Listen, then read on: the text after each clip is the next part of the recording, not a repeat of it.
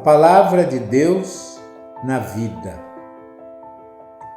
Como nós falamos, nós estamos no tempo comum, no tempo da comunidade, no tempo da evangelização. Nós estamos no tempo de estudar, de ler, de aprender, de viver a palavra de Deus. E eu achei por bem fazer um pequeno estudo sobre a primeira carta de São João. Primeira carta de São João. Se vocês quiserem abrir a sua Bíblia, se vocês tiverem um tempinho de abrir a sua Bíblia, pode 1 João, capítulo 1, versículo de 1 a 4. Eu vou ler e comentar. O Verbo encarnado e a comunhão com o Pai e o Filho. Começa o versículo 1. O que era desde o princípio, o que ouvimos, o que vimos com nossos olhos, o que contemplamos e o que as nossas mãos apalparam do Verbo da vida. Esse é o primeiro versículo. É bom a gente perceber um monte de verbo aí nesse texto. Monte de verbo. Ação. O que era desde o princípio. O princípio do quê? O princípio do Evangelho, o princípio da pregação. O que era desde o princípio. Notem que o Evangelho de João começa dizendo assim: no princípio era o Verbo, e o Verbo estava com Deus, e o Verbo era Deus. A epístola vai começar: o que era desde o princípio. O que era desde o princípio, o que é o que era desde o princípio? O Verbo, a palavra. E esta palavra que depois foi sendo pregada pelos apóstolos e vivida nas comunidades. Que coisa bonita, gente! O que é uma comunidade? O que é uma igreja? O que é igreja? A palavra igreja vem de uma palavra grega chamada ecclesia, ou ecclesia em latim, que significa uma comunidade convocada. Antigamente não tinha microfone, não tinha rádio, não tinha nada disso. Então, quando um rei queria mandar um aviso para o seu povo, então ia um sujeito chamado arauto, e junto com ele alguns com bumbo, com corneta, para chamar a atenção do povo. Então chegava na praça pública, eles tocavam a corneta e tocavam o bumbo, o povo se reunia e aí o arauto dizia assim: em nome de Sua Majestade, o Imperador de Roma, nós avisamos que os impostos deste ano serão diminuídos em 50%. Olha que notícia boa, né? Essa é uma boa notícia, uma boa nova. Os impostos serão diminuídos em 50%. Isso acontecia de vez em quando. Quando o imperador queria proteger uma cidade, ele diminuía impostos. Ou então, nós, em nome do imperador, avisamos que nós vamos ter uma festa grandiosa daqui a 2 semanas. Então o arauto falava, o arauto era uma pessoa que tinha um vozeirão, uma voz bonita e grande para todo mundo ouvir, né? Todo mundo ouvir. Então, o que são os apóstolos? Os arautos do Evangelho. Os arautos do Evangelho. Não tem nada a ver com esses arautos que nós temos hoje na igreja, que é uma congregação religiosa, né? Mas os apóstolos eram os arautos, aqueles que anunciavam a boa nova. E anunciavam o quê? Anunciavam que todo mundo estava salvo em Jesus Cristo. Esta era a boa nova do Evangelho. Estavam salvos em Jesus Cristo. Então voltemos a São João. O que era desde o princípio? O que era desde o princípio era o Verbo, era a palavra que está sendo anunciada. E esta palavra é que vai formar a igreja. O que é a igreja? A igreja é a assembleia, é a comunidade daqueles que aceitaram a palavra e que vivem a palavra. Não basta somente ouvir a palavra, né? Jesus diz que o pregador saiu, o semeador saiu a semear, uma parte caiu no caminho e as aves do céu vieram e comeram a palavra. Esses são aqueles que ouvem a palavra por um ouvido e saem por outro. Quer dizer, não basta somente ouvir a palavra, é preciso ouvir e colocar em prática. O que era desde o princípio, o que ouvimos, olha aqui a palavra, um verbo aqui, ouvir, nós ouvimos. A palavra de Deus, antes de ser escrita, ela foi ouvida. A palavra de Deus os evangelhos foram escritos muito tempo depois que já havia comunidades cristãs quase pelo mundo inteiro. A palavra de Deus foi aí que ela começou a ser escrita para não se perder aquilo que os apóstolos tinham pregado. Mas a palavra de Deus, em primeiro lugar, ela é ouvida. Ouvida. Por isso que São Paulo vai dizer na carta aos Romanos, a fé vem pelo ouvido. A fé vem pelo ouvido. As nossas Bíblias às vezes traduzem a fé vem pela pregação. Mas na realidade, em latim e em grego está realmente assim. A fé vem pelo ouvido. Isso é pela pregação, claro, né? Pregação do apóstolo, pregação do discípulo, mas ela vem pelo ouvido. O que nós ouvimos e o que nós vimos com nossos olhos. São João viu com seus olhos, né? Viu com seus olhos. E ele não fica contente com isso, não. Ele vai dizer, o que vimos com nossos olhos, o que contemplamos. Contemplamos, nós enxergamos. Nós tivemos a visão não apenas humana de Cristo, mas nós vimos Cristo redivivo, Cristo ressuscitado.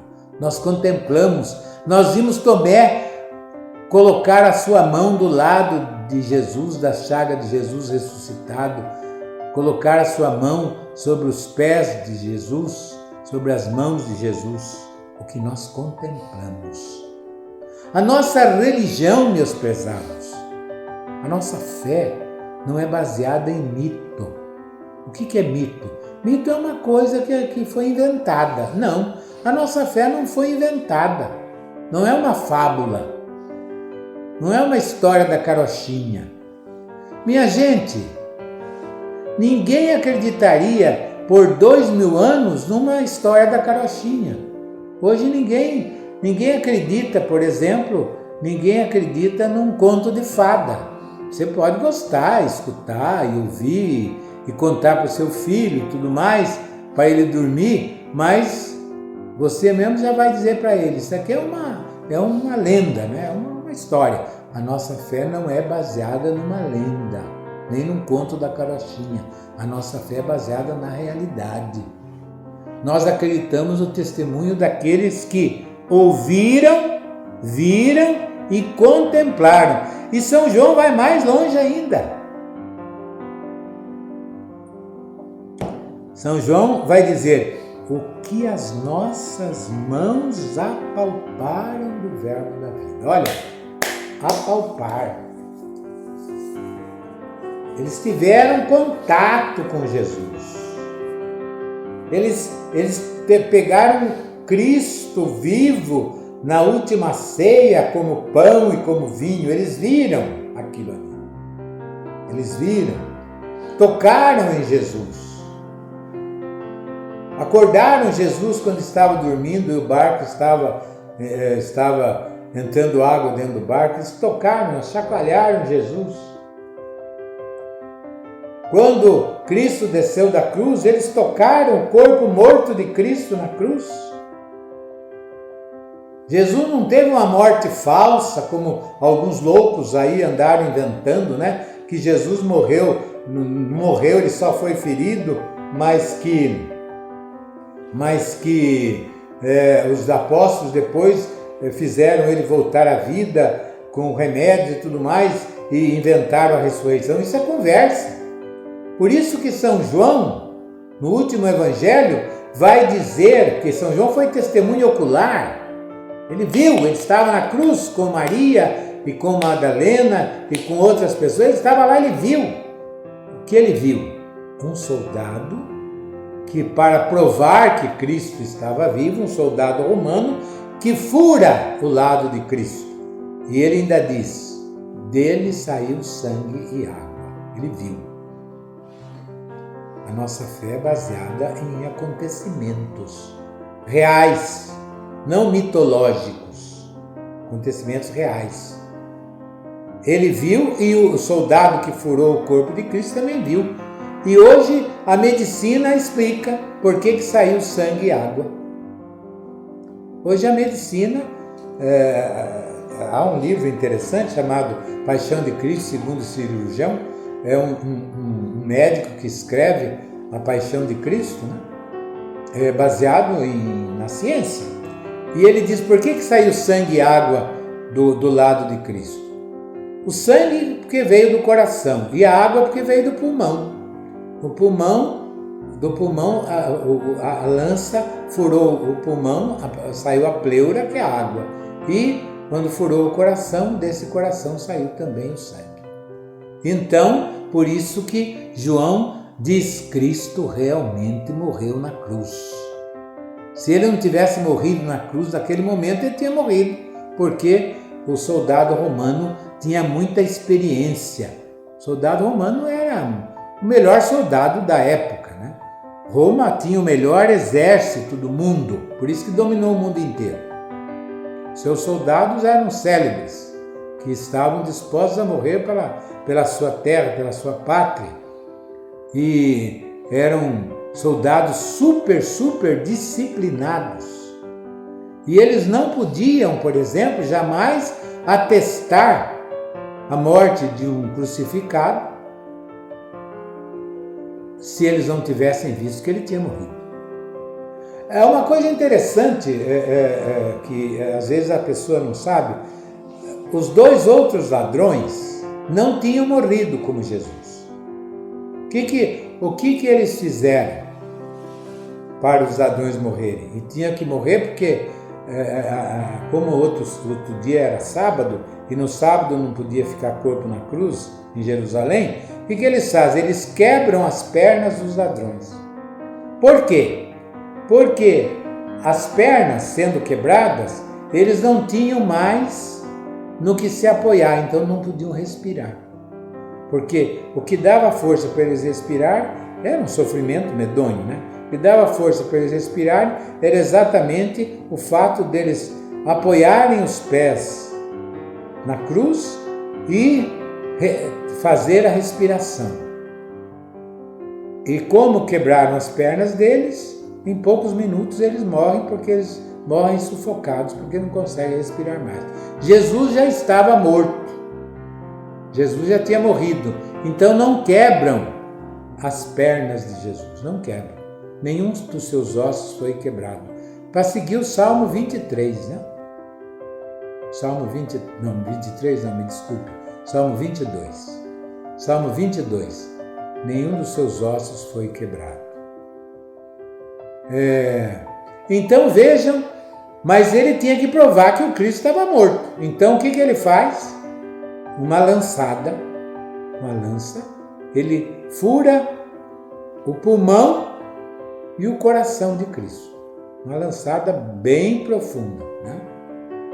E com isso saiu sangue e água. Estava morto. Jesus está morto. Então, vejam, meus queridos, eu vou repetir o texto porque ele é lindo e é importante. O que era desde o princípio, isto é, o Verbo, o que ouvimos. Os apóstolos ouviram a palavra de Deus. E é esta palavra que eles vão pregar para o povo. Eles não inventaram o que Cristo falou. Tanto que os chamados evangelhos Mateus, Marcos e Lucas, são os chamados evangelhos que contam, são parecidos. O evangelho de João não é igual, é separado. Mas esses evangelhos, eles contam as palavras de Jesus. Às vezes há alguma divergência, mas muito pequena. Mas todos eles contam mais ou menos, alguns mais detalhados, outros menos, ou com algum detalhe a mais, mas contam a mesma história de Jesus, a mesma história de Jesus. O que ouvimos, eles vão passar para nós. O que vimos com nossos olhos, o que contemplamos, o que as nossas mãos apalparam do Verbo da vida. Eles estão dizendo o seguinte: aquele homem que nós tocamos, que nós pegamos, com quem nós convivemos, era o Filho de Deus, o Verbo da vida. Amém? Louvado seja nosso Senhor Jesus Cristo. Para sempre seja louvado.